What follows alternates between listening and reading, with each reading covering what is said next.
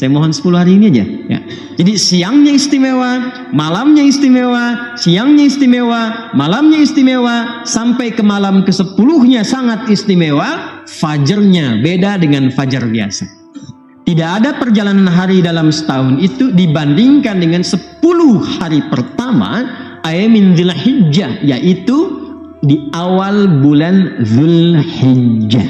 Saking pentingnya itu Allah Subhanahu wa taala sampai memberikan kesan istimewa dan menggunakan waw qasam di dalamnya untuk memberikan kesan kepada kita, jangan luput itu.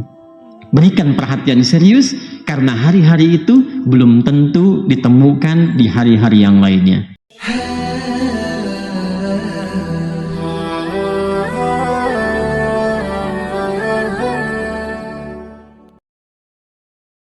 Bismillahirrahmanirrahim. Assalamualaikum warahmatullahi wabarakatuh. Alhamdulillahirabbil alamin. Allahumma shalli ala sayyidina Muhammad wa ala ali sayyidina Muhammad. Tidak lupa saya doakan kepada saudara semua dimanapun berada yang sedang menonton video ini, semoga Allah Subhanahu wa taala senantiasa memberikan kesehatan, keafiatan, dipanjangkan umur, dimurahkan rezeki, dimudahkan segala urusannya oleh Allah Subhanahu wa taala. Amin ya rabbal alamin. Sahabat channel Lafaz Zikir yang dirahmati Allah, pada kesempatan yang mulia ini kembali kita akan mendengarkan tausiah yang disampaikan oleh guru kita, Ustadz Adi Hidayat. Semoga dengan wasilah tausiah ini Allah Subhanahu wa taala menambah ilmu kita, khususnya ilmu tentang kepahaman agama Islam, sehingga kelak pada hari kiamat kita diselamatkan dan dimasukkan ke dalam surganya. Amin ya rabbal alamin. Mari kita simak video tausiah ini hingga akhir. Semoga bermanfaat dan bisa kita amalkan. Sekarang kita kembali wal fajr walayalin ashr. Ketika wawu qasamnya disambungkan kepada fajar, aku bersumpah demi waktu fajar. Fajar apa yang dimaksudkan di situ? Saya ulang ya. Fajar apa yang dimaksudkan di ayat itu? Karena ada juga fajar yang lain yang disebutkan terkait dengan penunaian waktu sholat, dan itu istimewa. Kita lihat Quran surah ke-17 Al-Isra di ayat 78. Aqimis salata liduluki syamsi ila ghasaqil laili wa qur'anal fajr. Inna qur'anal fajri kana masyhuda. Di situ ada fajar juga. Ya. Nah, fajar yang dimaksudkan di surah Al-Isra itu fajar yang selalu kita dapati dalam setiap kesempatan subuh. Penanda waktu sholat 2 rakaat itu. Itu yang dimaksudkan. Tapi yang disumpah, yang di surah 89, yang pembukanya itu, maka yang menarik ada komentar ulama di sini. Ketika fajar itu lalu diteruskan dengan walayalin ashr, dan aku bersumpah pula, kata Allah, demi bilangan malam-malam yang 10 itu. Maka ada kemudian malam masuk sampai ke 10 malam plus fajarnya. Fajar yang ke-10 itu. Jadi ada perjalanan waktu dari malam pertama, malam kedua, malam ketiga, sampai malam ke-10, dan pas masuk fajarnya yang ke-10 itu pun istimewa. Jadi siangnya istimewa, malamnya istimewa, siangnya istimewa, malamnya istimewa, sampai ke malam ke-10-nya sangat istimewa, fajarnya beda dengan fajar biasa. Jelas? Nah, sekarang kita ingin cari. Karena kalau waktu Ramadan kan rata-rata nyari malam ganjil kan? Ya kan? Ganjil genapnya kan di Jakarta tuh. Ya kan? Ya, tapi pencarian ganjilnya sampai ke masjid ya. Di 10 hari terakhir Ramadan itu kan? Tapi kalau yang ini ganjil genap berlaku semua. Ayat 3-nya wasyaf'i wal watr. Yarhamukallah. Jadi tidak hanya malam pertama, ketiga, kelima, tidak. Malam pertamanya istimewa, siang pertamanya istimewa, malam keduanya istimewa, sampai dengan ke-10-nya plus fajar di waktu hari ke-10-nya. Maka yang dimaksudkan apa? Karena ini bukan Ramadan maksudnya. Bukan Ramadan. Maka ditafsirlah langsung oleh Nabi SAW, ditangkap kalimat Nabi itu oleh beberapa sahabat. Di antara yang menangkap kalimat Nabi ini adalah sahabat junior, masih belia usianya. Ya, Nabi SAW meninggal itu usianya masih rentang antara 13-15 tahun, tapi sangat luar biasa, hafal 2000 hadis. Di antara sekian hadis yang beliau hafal itu adalah hadis tentang keutamaan yang 10 ini. Maka disampaikanlah oleh beliau, namanya Abdullah, anaknya paman Nabi Abbas radhiyallahu taala anhu, maka dikenal dengan Abdullah ibnu Abbas radhiyallahu taala anhuma, disingkat dengan Ibnu Abbas. Sejenak ya, ingat ini sejenak. Kalau di hadis itu ada di sanadnya ada ibnu ke atasnya. Ini memberikan inspirasi kepada kita yang pernah saya sampaikan dulu tentang keutamaan orang tua yang memberikan bimbingan positif kepada anak. Saking disanjung dan dihormatinya, nama anaknya disimpan, orang tuanya dilekatkan untuk memberikan kesan ke generasi berikutnya. Hei, jadilah seperti ayah ini nih. Jadi seperti ibu ini nih yang berhasil mendidik anaknya sehingga setiap pengetahuan yang lahir dari anak itu langsung jadi jariah untuk orang tuanya. Jangankan isi pengetahuannya, baru disebutkan namanya, doanya sudah mengalir. Karena itu ketika Abbas, seorang pedagang, ya, pebisnis itu, sukses bisnisnya, sukses mendidik anaknya, maka setiap yang diriwayatkan oleh anaknya Abdullah itu, nama Abdullahnya disimpan, disematkan kepada nama ayah, dilekatkan nama anaknya Ibnu Abbas radhiyallahu taala anhuma. Bukan anhu. Ibnu Abbas radhiyallahu taala anhuma. Kalau malam ini saja dari ribuan orang kemudian berkata radhiyallahu taala anhuma, artinya belum diucap hadisnya sudah ribuan doa mengalir untuk ayahandanya itu dan anaknya. Nah, ini kalau ngaji hadis tuh begitu. Jadi kita dapat inspirasi, kalau bukan bapaknya yang hafal Quran, anaknya fasilitasi. Nanti setiap anaknya ngaji, bapak dapat pahalanya. Saya sering rewel mengatakan kalau bisa Al-Fatihah anak itu dari orang tuanya. Supaya setiap dibaca tertuliskan bapak ibu plus anaknya, bapak ibu plus anaknya, begitu. Ya. Nah, ini bagian pertama. An Ibnu Abbas radhiyallahu taala anhuma qala Rasulullah sallallahu alaihi wasallam. Satu kali Rasulullah sallallahu alaihi wasallam pernah bersabda. Perhatikan kalimatnya. Ma min ayyamin al-amalu salihu fihinna ahabbu ilallahi min hadhil ayyamil ashri. Ayat Dzulhijjah, dalam kurung nanti tafsir hadisnya Dzulhijjah. Ma min ayyamin, tidak akan ditemukan bilangan hari dalam perjalanan setahun. Al-amalu salihu fihinna, saat setiap amal soleh yang dikerjakan di hari-hari itu ahabbu ilallahi, maka naik statusnya menjadi dicintai oleh Allah Subhanahu wa taala. Jadi kalau kita beramal saleh di hari-hari ini, ya, di hari-hari ini itu setiap amal saleh kita akan naik statusnya dicintai oleh Allah Subhanahu wa taala. Di amal lain belum tentu. Ramadan, ya, Anda salat, Anda puasa. Puasa Anda benar, salat Anda benar, Anda dapat pahala. Diberikan pahalanya berkali-kali lipat, tapi belum tentu amalannya langsung punya nilai dicintai oleh Allah Subhanahu wa taala. Jelas? Jadi masing-masing punya keutamaannya. Teruskan. Min hadhil ayyamil ashri. Tidak ada perjalanan hari dalam setahun itu dibandingkan dengan 10 hari pertama ayamin Dzulhijjah, yaitu di awal bulan Dzulhijjah.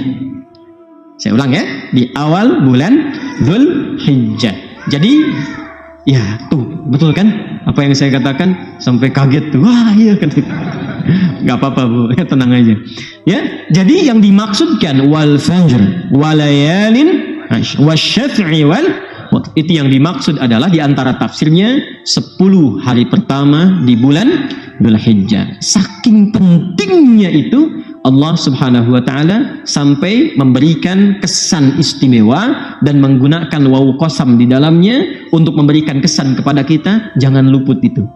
Berikan perhatian serius karena hari-hari itu belum tentu ditemukan di hari-hari yang lainnya. Pertanyaannya, ada apa di situ? Bagaimana status amal ketika dicintai oleh Allah dan apa yang harus kita kerjakan di rentang waktu itu? Jawabannya akan ditemukan setelah menunaikan sholat Isya berjamaah insyaallah. Kita jeda sebentar, kita lanjutkan setelah menunaikan salat Isya. Assalamualaikum warahmatullahi wabarakatuh. Sebelum kita masuk ke amalan, saya tegaskan sekali lagi keistimewaan 10 awal Dzulhijjah ini menaikkan status amalan menjadi dicintai oleh Allah Subhanahu wa taala. Jadi setiap kita ngerjakan amalan, kalau benar cara beramalnya, Allah cintai. Allah cintai. Nanti dampak amalan itu merubah perilaku kita. Jelas ya? Yuk kita mulai. Di antara amalan yang dianjurkan untuk dioptimalkan di 10 hari pertama Dzulhijjah itu rumus nabinya adalah amal saleh. Amal saleh. Karena kalimatnya jelas, ma min ayyamin al-amalu salihu fihinna. Amal saleh. Sekarang yang penting kita lakukan adalah untuk mendetilkan apa amal soleh yang mungkin kita lakukan itu. Amal soleh itu wujudnya ada 2 secara umum. Ingat ya? Amal soleh wujudnya ada 2 secara umum. 1, meningkatkan yang taat. Meningkatkan yang taat. Ma'ruf kalau dalam bahasa Quran. Meningkatkan yang taat dalam kurung ma'ruf. Kurung tutup supaya tidak lepas. Yang kedua, meninggalkan maksiat dalam kurung mungkar. Meningkatkan taat atau ma'ruf, meninggalkan maksiat atau mungkar. Nah, ini amalannya ada 2. Amal soleh itu. Dan ingat baik-baik ya, di antara 2 ini, apapun yang kita kerjakan, baik meningkatkan taat ataupun meninggalkan maksiat, itu nilainya sama. Pahalanya berlipat untuk di hari-hari ini, plus dicintai oleh Allah Subhanahu wa taala. Jadi kalau ada orang memprovokasi pada keburukan dan Anda tolak itu pahalanya 2 kali lipat dan status Anda dicintai oleh Allah Subhanahu wa taala. Ada orang yang mengajak menipu, Anda hindari, itu kan nahi mungkar. Pahala itu bukan hanya di amar ma'ruf saja. Nahi mungkar pun ada. Anda tinggalkan perbuatan itu, maka seketika pahala dilipat gandakan, naik status, dicintai oleh Allah Subhanahu wa taala. Nah, sekarang yang akan kita rinci yang amalan taat dulu apa? 1. Amalan pertama, meningkatkan zikir. Meningkatkan zikir khususnya 3 lafaz zikir. 3 lafaz zikir.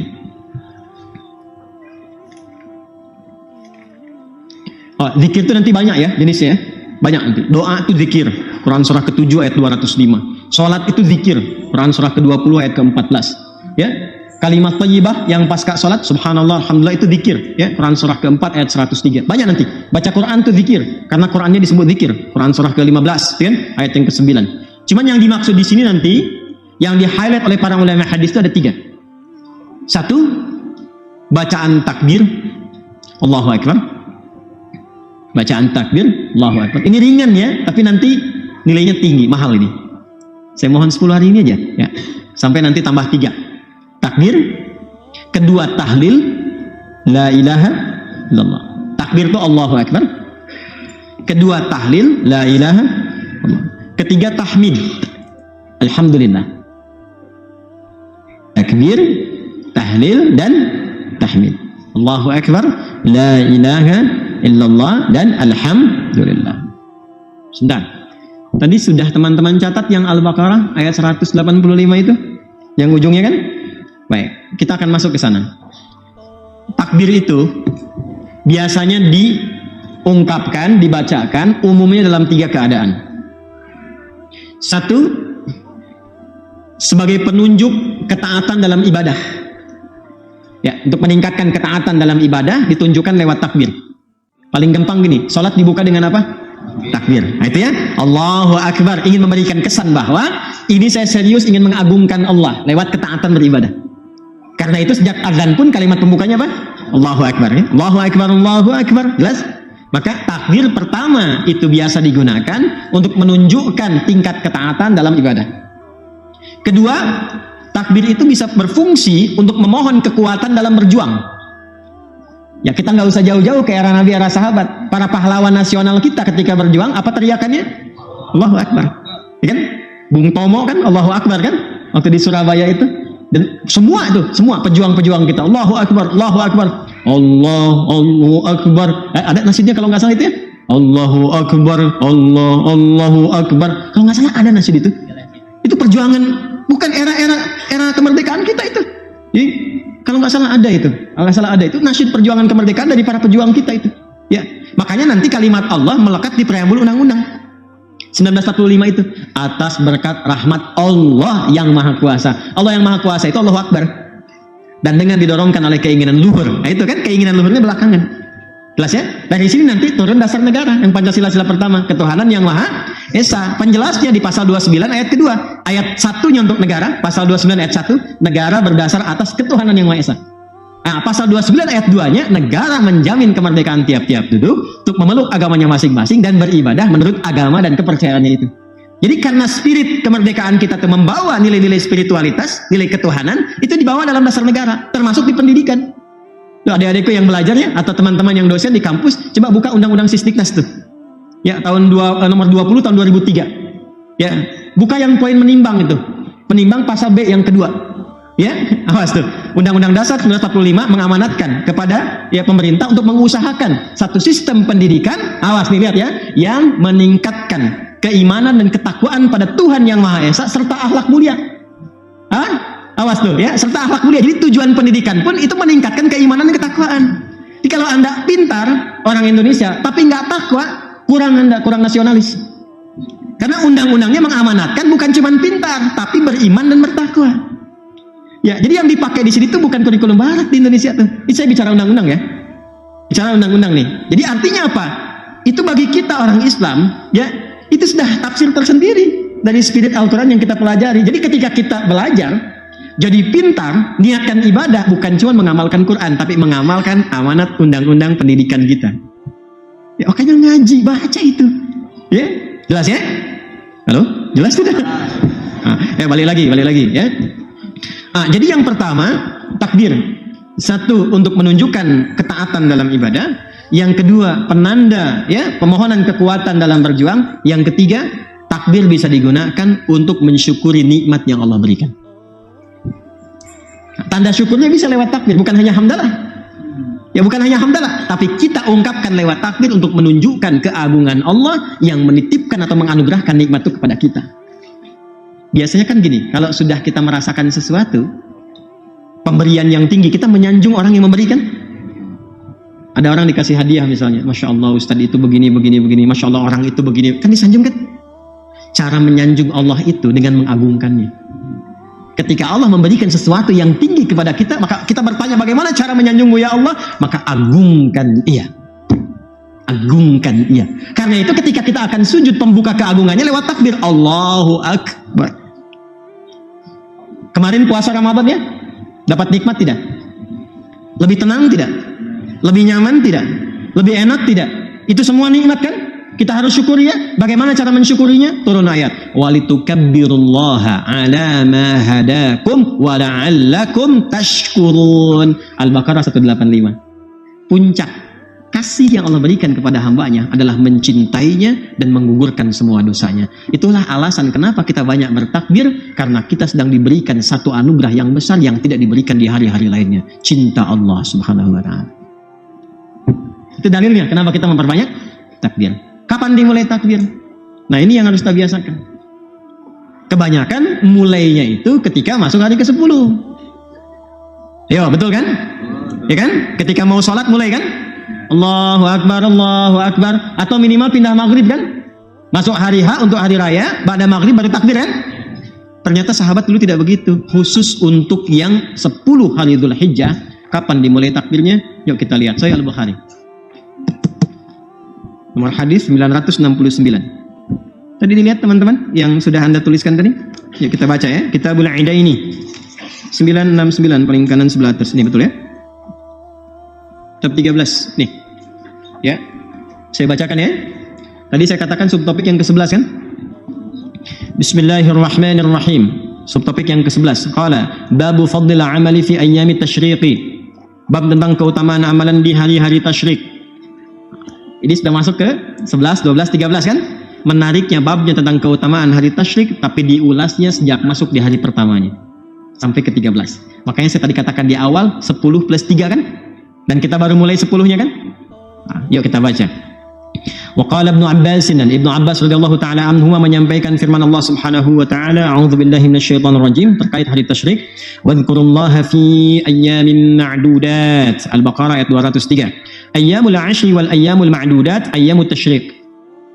Ketika disebutkan Ibnu Abbas radhiyallahu taala anhuma mengutip tentang keutamaan hari tasyrik, dalilnya Al-Baqarah ayat 203 seperti tadi saya bacakan, lalu Al-Imam Al-Bukhari merinci di bawahnya. Perhatikan.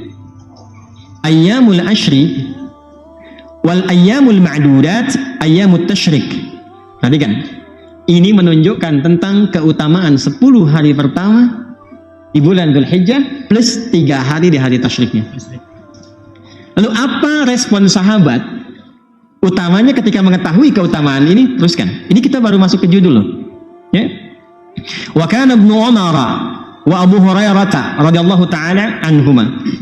Dan adalah kebiasaan Ibnu Umar. Yang dimaksud Ibnu Umar di sini anaknya Umar bin Khattab radhiyallahu taala anhu. Namanya Abdullah. Ada 3 Abdullah yang viral. Abdullah anaknya Abbas radhiyallahu taala anhuma. Abdullah anaknya Umar bin Khattab radhiyallahu taala anhuma, dan Abdullah anaknya Amr bin As. 3. Abdullah anak Abbas, anak Umar, anak Amr. Jelas ya? Dan 3-3-nya luar biasa. Istimewa tuh. 3-3-nya istimewa. Nanti lain waktu kalau nyampe disebutkan, kita bahas kemudian sirahnya. Dan adalah kebiasaan Ibnu Umar radhiyallahu taala anhuma dan Abu Hurairah. Abu Hurairah nama aslinya Abdurrahman. Abdurrahman bin Sakhr. Itu setelah masuk Islam. Masuk Islam di tahun ke-7 Hijrah. Saat usia Nabi sudah memasuki kurang lebih 60 tahun. Masuk Islam. Asalnya Abdus Syams namanya. Abdus Syams. Abdus Syams itu hambanya matahari. Maka ketika masuk Islam, tadinya Majusi, masuk Kristen, lalu masih dalam pencarian, mendengar ada informasi seseorang disebut Nabi di Al-Madinah Al-Munawwarah, pergi ke sana untuk menemukan pencariannya itu. Begitu melihat Nabi, akhlaknya, kemuliaannya, praktek agamanya dalam keseharian, dan bagaimana praktek yang diikuti sahabat, langsung menemukan kebenaran sejati, berikrar bersyahadat. Itu di tahun ke-7 Hijrah. Maka dirubah namanya dari Abdus Syams menjadi Abdurrahman. Ini dalil tentang kebolehan merubah nama. Sekiranya nama yang diberikan pertama kali atau diterima itu nama-nama yang menjauh dari rahmat Allah Subhanahu wa taala. Apalagi nama yang langsung bertentangan dengan sifat penghambaan kepada Allah. Kayak tadi Abdus Syams, hamba matahari, langsung ganti jadi Abdurrahman, hamba Allah yang maha penyayang. Ya, Walhan misalnya, ganti langsung karena itu nama setan. Ya, Walhan, setan penggoda orang wudu. Itu yang membuat orang wudu itu selalu gelisah. Ini saya udah wudu apa batal? Wudu atau batal? Walhan sedang bekerja. Jelas. Ada khanzab atau khinzib, setan penggoda orang sholat.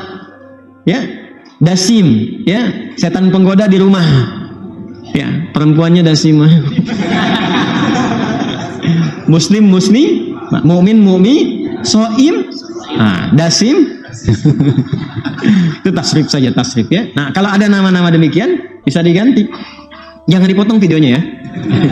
Ini menerangkan tentang kaidah. Ya, jelas ya. Nah, ini ada Abu Hurairah. Jadi dari Abdurrahman mengikuti Nabi. Nah, ini yang saya katakan tadi di awal. Sahabat itu selalu mencari prioritas tertinggi. Jadi ketika melihat Abu Bakar, Umar, ya, Utsman, Ali, Abdurrahman bin Auf radhiyallahu taala anhum jami'an, langsung melihat ke diri sendiri. Di satu nunjuk ke yang lain, 4 ke diri sendiri. Beliau katakan, saya terlambat, kemana aja saya? Maka saya harus menyusul mereka semua. Gitu caranya. Kalau mereka sudah banyak dan lama, banyak dapat dari Nabi, lama bergaul dengan Nabi, saya baru sekarang. Maka caranya, saya harus meningkatkan usaha saya untuk mendekat kepada Nabi. Jadi kalau yang lain 2 jam sehari bersama Nabi, saya 24 jam harus berusaha melihat kebiasaan Nabi. Dinaikkan. Makanya sering nunggu di depan rumah Nabi, ingin lihat bagaimana jalannya Nabi, sholatnya Nabi, dan sebagainya. Sehingga di sisa hidup Nabi SAW dalam 3 tahun itu kurang lebih bisa mengumpulkan 7.000 hadis. Baik, kalau sudah ada hafal Quran 30 juz, Anda baru juz 30, waktu menghafalnya jangan sama dengan murojaah yang sudah 30 juz. Jadi kalau dia 1 jam, Anda minimal 2 jam. Gitu kan? Kalau ingin ngejar orang pintar, cara belajarnya kan ditambah waktunya kan? Dia belajar 3 jam dalam sehari, Anda 6 jam. Itu yang dipraktikkan Abu Hurairah. Maka beliau keutamaannya 1 itu, yang kedua cepat mengamalkan apa yang dipelajari sehingga nggak lupa. Jadi begitu Nabi menyampaikan tentang bersikap bukan cuma humanis pada manusia. tapi bersikap mulia bahkan kepada hewan dan tumbuhan. Itu langsung dipraktekkan. Singkatnya, bertemu dengan anak kucing liar, yang ada kucing rumahan, ada kucing liar. Kucing rumahan disebut dengan kittun. Kittun diserap ke dalam bahasa Inggris cat, anak kucingnya kitty. Makanya kayak kitten ya, jadi kitty. Makanya Hello Kitty kan kucing rumahan tuh. Ya, jadi bantal, jadi kasur ya, jadi macam-macam. Ya, jelas ya? Itu kitten itu dari bahasa Arab, kittun. Dari bahasa Arab, seperti sugar, ya sukar, itu dari bahasa Arab. Ya. Nah kemudian kalau kucing liar disebut hurratun, H besar.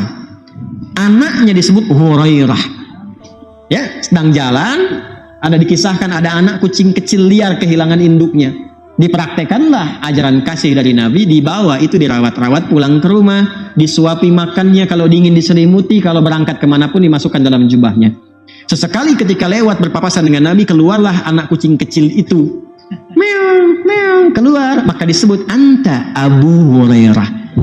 Kamu itu sangat sayang dengan anak kucing kecil seperti bapak sayang pada anaknya. Maka sejak saat itulah viral kunyahnya disebut Abu Hurairah. Paham?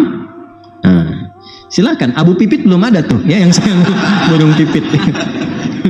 Masya Allah. Saya satu kali berangkat umrah dengan salah seorang perwira menengah di kepolisian. Begitu selesai pulang kita dari haram jalan, beliau tanya, Ustaz, kenapa di sini banyak burung gereja? Saya bilang, izin dan itu mu'alaf. Ya kan? Kalau pertanyaan tidak butuh dalil kan tidak perlu terlalu serius juga kan? Ya kan? Halo, gitu ya. Ya, kembali ke sini ya. Baik. Apa kebiasaan beliau itu ketika masuk kepada awal-awal bulan Dzulhijjah? Ini bukan langsung masuk tanggal 11, 12, 13. Dari sejak awal. Wa kana Ibnu Umar, adalah kebiasaan Ibnu Umar radhiyallahu taala anhuma wa Abu Hurairah radhiyallahu taala anhu, yakhrujani ila as-suqi fi ayyamil 'ashri. Tolong catat. Mereka bahkan sudah mulai keluar masuk pasar-pasar sejak mulai pertama Dzulhijjah, hari 1. Hari pertama sudah mulai keluar pasar-pasar. Apa yang dilakukan? Yukabbirani wa yukabbiran nas. Mereka mulai bertakbir dan mengisyaratkan, membimbing ya orang-orang yang ada di pasar itu supaya tahu itu awal untuk bertakbir. Jadi takbir itu dimulainya ya, disunnahkannya bukan sejak di masuk hari ke-10. Ini hari pertama perbanyak takbir. Sebab Allah memberikan cintanya itu bukan sejak hari ke-10, sejak hari pertama cinta Allah sudah diturunkan.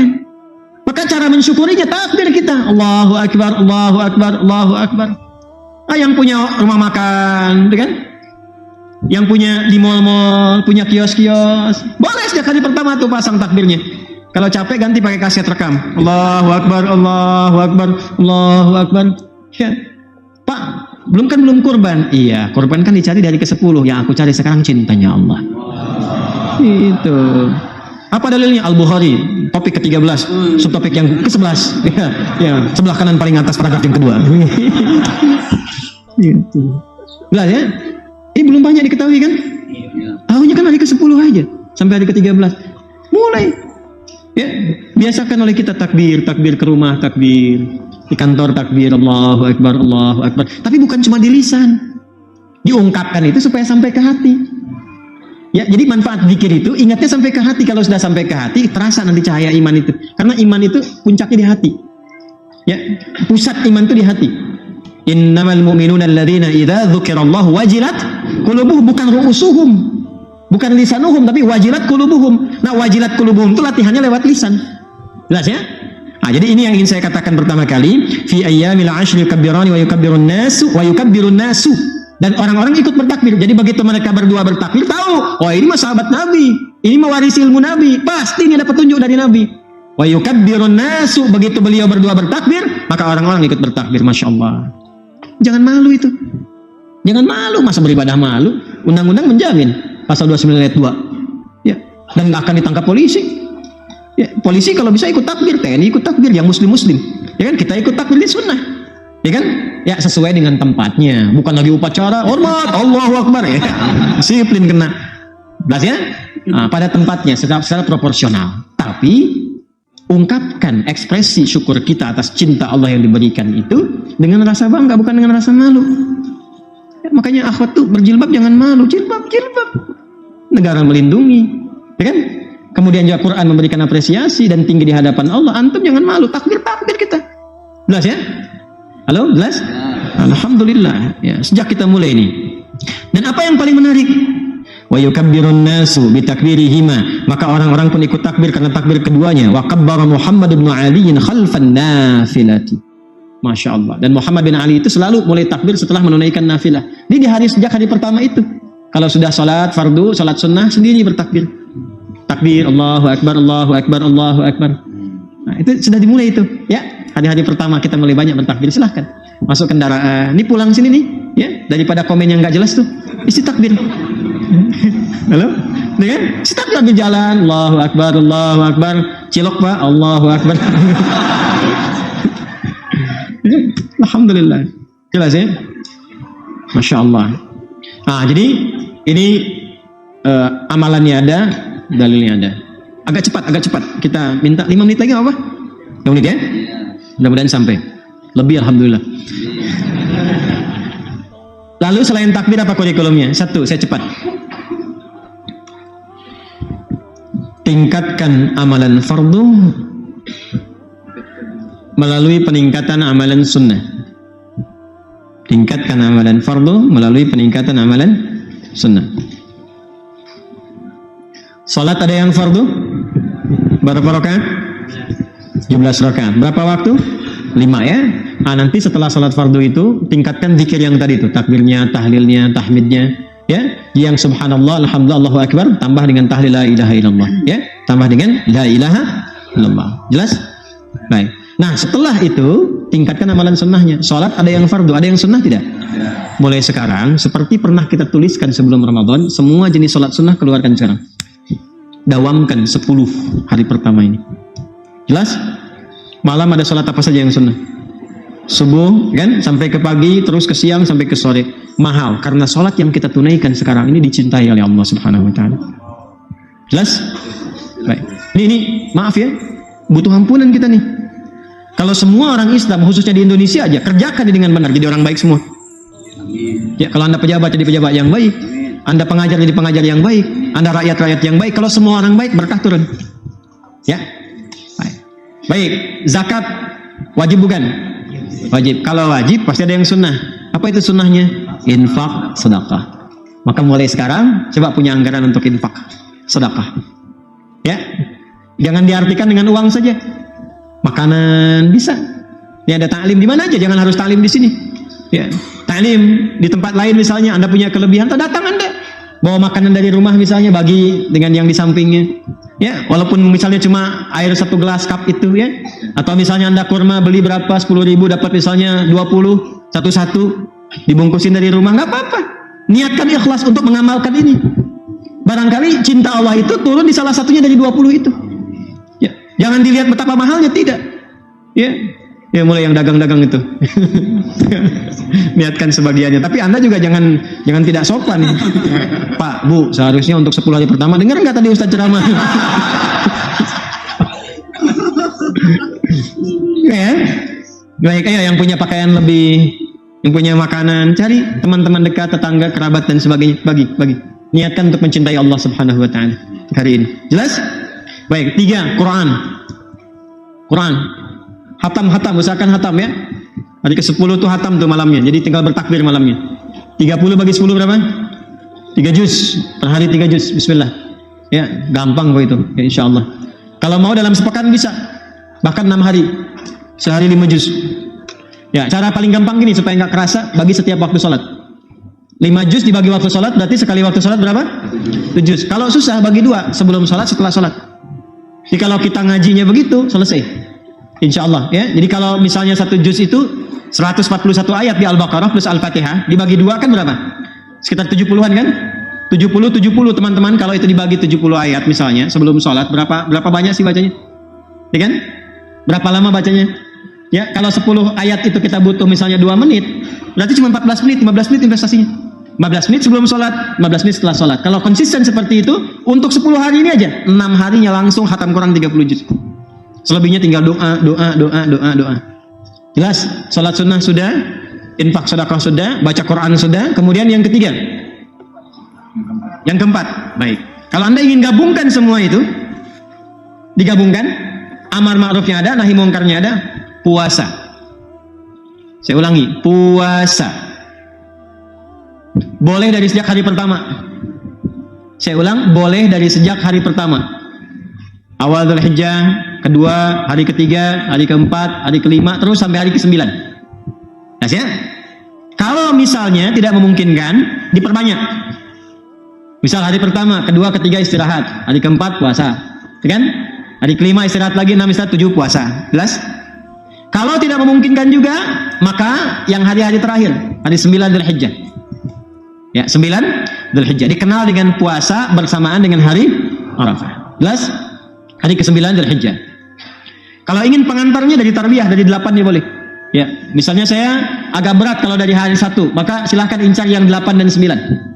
1 sampai 7 kita penyesuaian dulu. Penyesuaian. Kalau mampu dilakukan, apa yang didapatkan? Siyamu yaumi Arafah. Ingat, yukaffiru sanatal madiyah wal baqiyah. Puasa yang benar ditunaikan di momen Arafah itu, hari Arafah itu, maka berpotensi menggugurkan dosa setahun berlalu. Dan perhatikan cara menerjemahkannya. Awas, jangan salah menerjemahkan. Mengampuni dosa setahun berlalu dan menjaga tidak berbuat dosa setahun yang akan datang. Awas ya. Awas, hati-hati, jangan salah paham. Mengampuni setahun yang lalu dan setahun yang akan datang, lalu salah paham. Udah diampuni nih setahun yang datang, udah puasa. Udah deh, ikut tali malam Jumat, HP jamaah itu diambil kan? Itu HP orang, setahun udah investasi. Salah. Karena ciri diterima puasanya adalah dengan dia bertobat di situ diampuni dosa yang sebelumnya. Dan dengan dia bertobat dijaga tidak berbuat salah di setahun berikutnya. Terjaga perbuatan dia, itu maksudnya. Jelas? Baik, amalan selanjutnya nanti kurban. Amalan selanjutnya apa? Kurban. Jadi kalau ada anggaran silahkan disiapkan untuk kurban, kan? Tinggal nanti puncaknya saat menyembelih itu sambil kita bertakbir setelah sholat Id dan seterusnya. Pelajaran tentang itu insya Allah kita akan sempurnakan di pekan depan. Ya, pekan depan nanti khusus kita bahas tentang cara menjalani puasa Arafah. Ya, dan puasa-puasa yang kita jalani sekarang. Karena harus ikut ke sini skenarionya. Bukan puasa biasa. Halo? Ya. Jadi bukan puasa cuma nahan lapar dan haus. Beda, ini beda dengan Ramadan. Beda dengan Senin Kamis. Puasa yang kita lakukan hasilnya harus ini, mahabbatullah. Sifat birrun itu yang harus diraih. Bagaimana cara menjalaninya? Nanti pekan depan. Pekan depan ya, insya Allah kita bahas, insya Allah ya. Plus juga dengan kaidah kurban, hewannya harus seperti apa, bagaimana hewannya, apakah menyembelih sendiri atau orang lain dan sebagainya, termasuk plus fikih tentang Idul Adha. Ustadz, kapan nanti Ustadz Idul Adhanya? Kalau sekarang ada kemungkinan 2 hari berbeda, kapan Arafahnya? Pekan depan kita bahas. Sabar, pekan depan kita uraikan kembali ya. Nah, karena itu yang pertama, kalau ingin cepat dipelajari, saya sudah siapkan ini ya, yang buku pedoman praktis Idul Adha ya. Ini dibaca, insya Allah ini bisa memberikan tambahan lebih untuk apa yang kita pelajari. 1, ini untuk menulisnya. Jadi kalau nanti ada tambahan yang di luar ini tidak saya masukkan, Anda bisa langsung tulis di sini. Yang kedua, izin saya informasikan, teman-teman yang kemarin berkeinginan untuk ikut yang spesial, program yang khusus untuk kurban tahun ini, saya infokan tadi saya tanya tinggal 20 kuotanya. Tinggal 20 itu kurbannya memang bukan untuk daerah biasa, tapi kita tempatkan di tempat-tempat yang khusus. Yang sudah masuk, nanti akan ada Zoom dengan saya akan terangkan. Di kurban Anda atas nama siapa, amalan yang harus Anda lakukan begini, nanti yang Anda akan disembelih di wilayah ini, tempatnya gini, profil masyarakatnya begini, nanti pas ketika akan disembelih akan diinfokan Anda duduk menghadap kiblat baca ini. Nah, jadi nanti ada 20 kuotanya. Ini nanti teman-teman yang masuk ke yakin.or.id itu ya, infonya di situ. Nanti insya Allah akan diinfokan kemudian. Atas nama Ugi 0822 9777 2029. Ya, masuk aja di yakin.or.id ada di situ ya. Yang ketiga, teman-teman sekalian, insya Allah tahun depan Masjid Pesantren diharapkan dengan schedule-nya selesai. Ya, insya Allah nanti ketika itu selesai ada taklim khusus bagi yang teman-teman masuk di Mira itu. Nanti akan dibuka kelas-kelas yang mungkin akan berlangsung taklimnya di sana. Ya, jadi nanti sambil 3 hari tinggal di sana gratis. Ya kan yang bangun kita semua. Ya, saya nggak punya apa-apa di situ. Ya, saya bukan tipikal orang nyari profit, tidak. Untuk apa? Kita semua kan belajar. Nanti gratis. Ya, cuma nanti untuk makannya kalau mau bekal dari sini silahkan masing-masing gitu ya. Nah, cuma nanti tinggal kita siapkan di sana. Jadi gantian. sampai jadi semua, tinggal nanti anak-anak kita semua yang akan belajar di sana insya Allah. Itu yang kemudian ketiga. Yang selanjutnya yang terakhir insya Allah mulai bulan ini akan mulai kembali dibuka karantina menghafal Quran, dan sekarang akan mulai luas ya. Kalau kemarin kan kita buka by project tuh, yang pengen ikut ya dari daerah mana biasanya lewat kepala daerahnya. Insya Allah untuk di bulan ini ya, dimulai bulan ini akan ada informasi dibuka nanti lagi. Insya Allah kita akan aktifasikan tempat-tempat kita yang sudah ada di Sukabumi, ada di Bandung, ada di sini juga, memulai nanti pendaftaran karantina selama sebulan. Nanti teman-teman yang sudah mau ikut dipersilahkan. Dan itu juga alhamdulillah kita tidak cari untuk profit, itu bukan untuk cari penghasilan dunia, bukan. Itu gratis.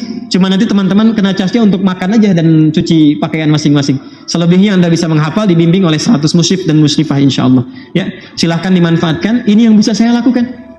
Maafkan saya kalau belum bisa memberikan lebih, dan mudah-mudahan kita saling mendoakan supaya kita semua diampuni oleh Allah Subhanahu wa taala.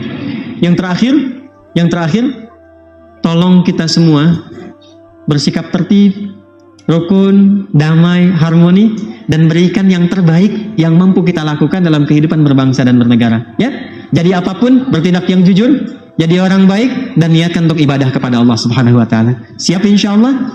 Takbir.